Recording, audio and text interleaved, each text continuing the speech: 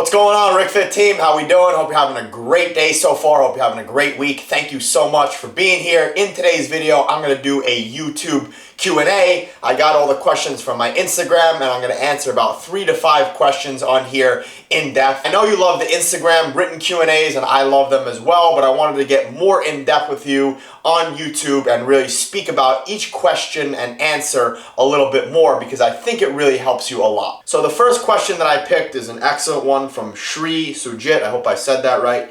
Have you ever gone through depression and anxiety? If so, how did you get out of it? I think this is a great question, very under talked about in the football industry. Before I get into this, I want to say that I'm not a licensed psychologist. I've coached hundreds of people online. I've coached many people who have gone through highs and lows, depression, anxiety, and I've always been told by my mentors, if someone comes to you with that, tell them it's out of your scope of practice.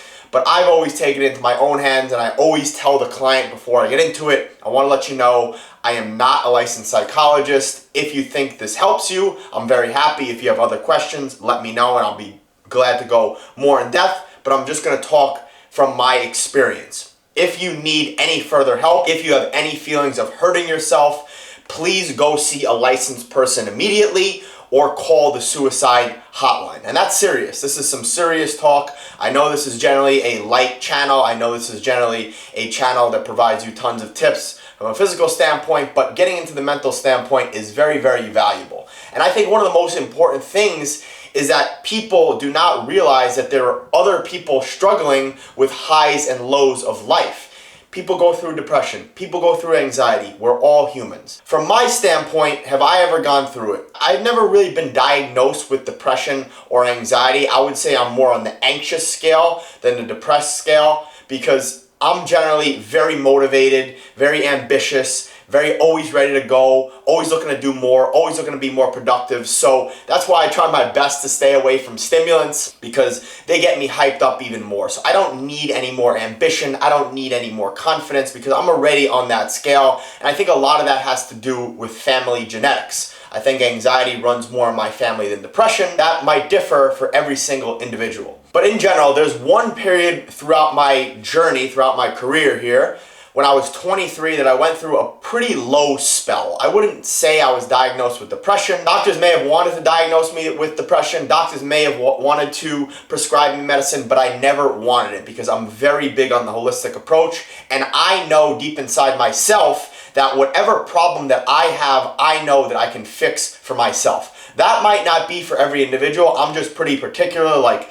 if I have something going on with myself, I will read so in depth. Listen to every single podcast, listen to every single audiobook that will help me get out of that situation. So let's get into it. When I was 23, this is when I went through my low period in my life. In football, we will call it. It lasted a couple weeks. So basically, after 3 years in Germany, an agent took me over to Sweden.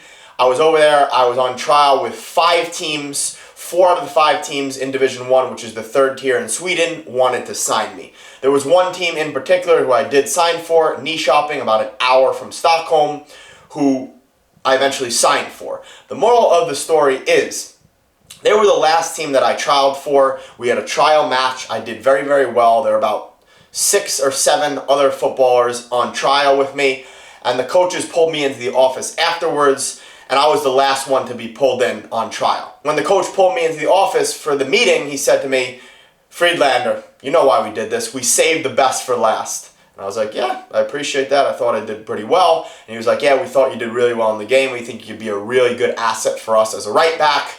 And I was excited. I spoke with my agent. I told them, wow, you know, they're really interested in me. I really love the club, and I think it would be a great fit for me here. So I think that was in the end of November. I went home for Christmas period. I came back in the beginning of February for preseason. So I went back that Tuesday after the winter break, and I felt like completely inferior instead of superior at that club. I was told that I would be given a starting role. I was told that I would play a lot of minutes. And that was just not the case. Like I've spoken about many times before, and I think a lot of footballers talk about it, there's a lot of stuff that goes behind the scenes in football that's kind of the unspoken word, and you don't know what happens. Like I said, I did the best that I could. I played a couple games here and there, but I just never, ever got a really solid chance. So I remember going back home when I was 24 for the winter off season. I was like, man, what am I going to do? Like, I got a couple games here and there. I got some highlights, not the best. Like, what's my next move? Like, am I done with football? Like, what's next? And honestly, for 3 weeks after that, I was kind of in a low period. Like, I didn't even know what it was. I didn't know what hit me. Like, I didn't know what was going on. So I was like walking around the house with my hood up. Like, my parents were getting worried about me. Like, I would be sitting in the room, like in the dark. And yeah, I would say maybe that was a depressive period. Like, it didn't go back and like identify like, bro, you got depression. Like, I just was like, man, like, I'm just like in a low period. And like I said, I'm not a psychologist. Basically what I did is I just accepted. Like, I accepted the fact that I was in a low state and I had low feelings and I wasn't feeling my best, and I was just trying to figure my way out of it. So my goal and your goal should be, first of all, identify if you have something, psychologically going on. There could be some chemicals in the brain that are off, which may require medication. And like I said, I'm not the one to say that. Like, you have to see other licensed professionals. But I always believe with proper training, with proper nutrition, doing meditation, breath work, reading the right things, surrounding yourself with the right people, listening to the right podcasts, just taking all of the right actions that will make you a happier and a healthier human will get you out of this state. And I think one of the most important things is not to identify, oh, I have depression, oh, I have anxiety. We have highs and lows in life. There are always going to be highs and lows. There are always going to be ups and downs. You're never going to be consistently happy, and you're never just going to be evenly keeled. Our goal is to be balanced, evenly keeled. The goal is to try to remain emotionally stable, obviously, but we're humans. Stuff happens. We all have flaws, we all have ups, we all have downs, and one of the major things that I really learned from Gary Vaynerchuk is don't judge yourself. Do the best you can. So basically what I did is I just dove deeper into meditation. I dove deeper into spirituality. I dove deeper into things, that would make me happier, that would make me more grateful every single day. And I really just took a full deep dive into it. And now, like, I feel the best I ever have. There are days that I have lows, there are days that I have highs, there are days that I'm anxious. The moral of the story is you got to accept your emotions. Emotions are temporary states. They're not permanent states. So let's think of a really quick example. If you know what a snow globe is, it's a globe, a Santa Claus or whatever it is in the middle, and there's sand on the bottom. If you begin to shake that globe constantly, all that snow is going to go all over. That's like your thoughts. So if you keep shaking and you keep trying to find a solution, a way out of depression, a way out of anxiety, a way out, a way out, a way out, you're going to constantly be shaken up and you're going to just constantly be overthinking and running that cycle. So one of the best things that I've done is I just said to myself, I'm going to put that snow globe down. I'm going to accept it. I'm going to accept these thoughts. It's not me actually thinking. These are temporary thoughts. These aren't permanent thoughts. So I put that snow globe down and I let all that snow go to the bottom. And when I do that, I become calmer. So actually, when I was in this low state, I went to a doctor for a physical and he had asked me if I was feeling different emotionally. I said I was in a bit of a low period and he wanted to put me on these antidepressants right away. And I told him, no chance, man. No chance I'm taking any of that stuff. As you know, I'm all about the holistic approach. I took it all into my own hands and completely changed my mind and my mindset. Like I said before, with that being said, some people do have some brain chemistry going on. So that's not me to say that you don't need medicine. But for me, I always like to stay away from that medical prescription route, as I think it really can turn into something bad. At the end of the day, I fully believe that you can control your mindset and your mind through your physical body and through your physical actions. There are tons of things you can do. One of the most important things for you to do is really get your circadian rhythm in line, get your internal body clock in line. And the number one thing that you can do for that is right away in the morning when you wake up, go outside and get at least 10 to 15 minutes of sunlight. I get a lot of viewers, a lot of listeners, a lot of followers saying, oh, but I'm in Scandinavia, I'm in Norway, I'm in Sweden, I'm in Finland, we don't have tons of sunlight. You have to realize that going outside, you still get a ton of light. There is still much better light coming from outside rather than the fluorescent lights in your building. When you go outside right away in the morning, it sets your brain and body up for the day. It prepares you for the day and it tells yourself that you got to get ready for the day instead of being under artificial light. But I think that's enough information for you to really get out of this rut. Most important thing is take one step at a time, one step forward at a time, and you will, quote, get out of this low state. And I wouldn't identify it as depression or anxiety. I would just identify it as a low state. Don't judge yourself, not a big deal. You can get out of this state. I promise you it's a temporary state. So Shri, thank you very much for that question. I hope that helped you out. Next question I want to go over is from Sala_M05. Having never been in an academy but still technically good, can that make you pro? Great question here. I think what you should get from my page, from my podcast specifically, where I interview tons of professional footballers around the globe, is that there is no one way, no one path to make it pro. There are tons of different avenues that you can take to get to the professional route. But like you said, I think personally the most important thing for you to make it pro is to be technically and tactically good, because physically you can always get there. Obviously there's a genetic component from a physical standpoint, but if you want to make it to the next level as a professional footballer, you'll see that technique and tactics in terms of football IQ and decision making are two of the most important things. And then obviously as you get higher in the levels, you need to be very, very physically fit, physically strong, but most importantly from an aerobic and anaerobic standpoint, from a cardiovascular standpoint, you need to be fit, because at the top levels there's a lot of distance covered, a lot of high speed sprints covered, so you have to be at that level from a fitness standpoint. But like you said, most important thing, make sure you're technically good enough. And then from a tactical standpoint, from a decision standpoint, make sure you're getting as many games as possible. When you're getting games, when you're getting yourself out there, when you're getting experience, there's tons of exposure that can be made for you. People will see you. If you're good enough, if you're the best player and the hardest worker, and you're kind and respectful and a true professional on and off the field, especially on every field you play on, people will find you. I have a quick example. One of my one-on-one clients is Canadian. He was playing in a league, and he had some guy who he's playing pickup with who used to play professional football in South America, and he just got him a trial in Uruguay. And now my one-on-one online client is off to Uruguay. And I was very, very impressed that he made that connection. I always get the question on DMs how to make connections, but he just told me that, yeah, he was playing in a local league. Someone saw him, they became friends.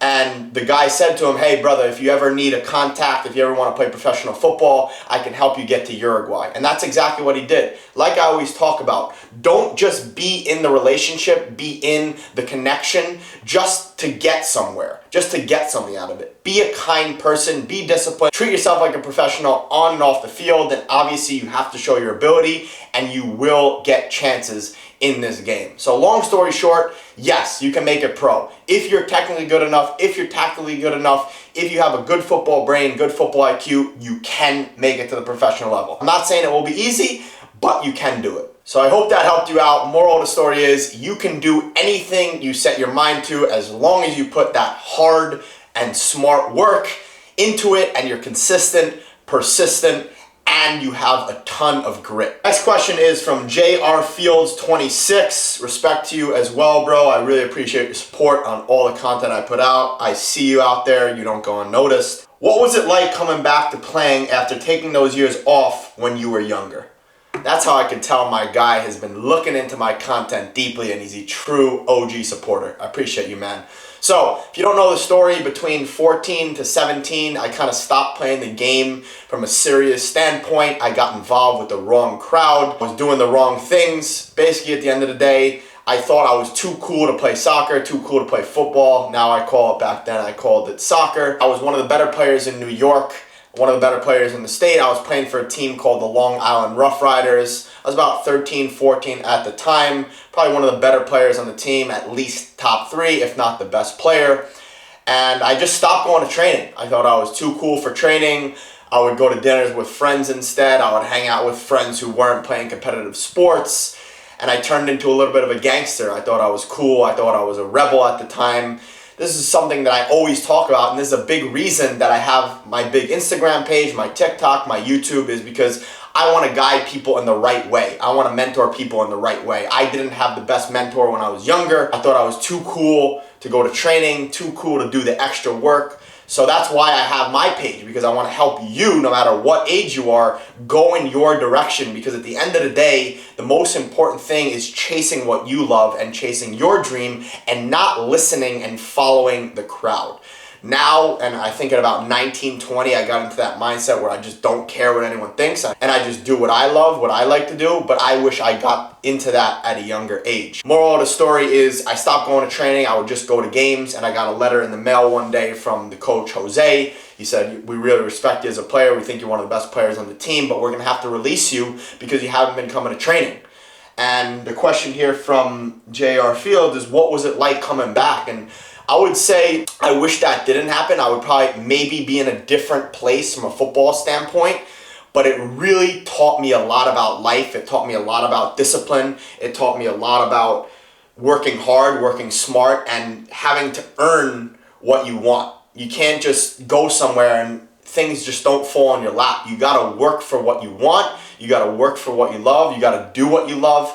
I've talked about it before. Your brain is very malleable at a young age, so that means that people can get into your brain, information get into your brain without making your own decision, without making your own judgment. You listen to them, you take that indirectly, and you're like, wow, maybe I should go this route instead of that route that I was going. But at the end of the day, I think the most important thing is listen to your gut, listen to your heart, and listening to your instincts and listening to people who've done it. You got to take advice from people who are at the place where you want to be. That's the total advice that I would give you. So obviously, I shouldn't have taken those 3 years off. Like I've talked about before, 14 to 17 years old are a key development stage for you from a technical standpoint, from a tactical standpoint. But I kind of looked at it when I was 18, 19, 20. When I went over to Germany at 20, I was like, all right, I'm going to catch up on my competition. Because like I said, I was one of the better players, but then when I came back, I was one of the worst players. So you never know what happens. I don't like to second guess things. Maybe if I still continued to play, I would have got injured, God forbid. Maybe I would have lost some love for the game. Maybe something would have happened. I don't like to second guess. I'm blessed to be where I'm at right now. But more of the story is, please listen to your gut. Please listen to your heart and do what you love. Don't listen to the crowd. Stop caring what other people think. I know it's easier said than done, but chase what you're good at and chase what you love. So the last question I want to answer is from D-Stroke10. 4 sessions a day, possible, and how to recover after that. Kobe Bryant did that. Yes, it's possible, but you can't sustain that for your career. You can't sustain that for a lifetime.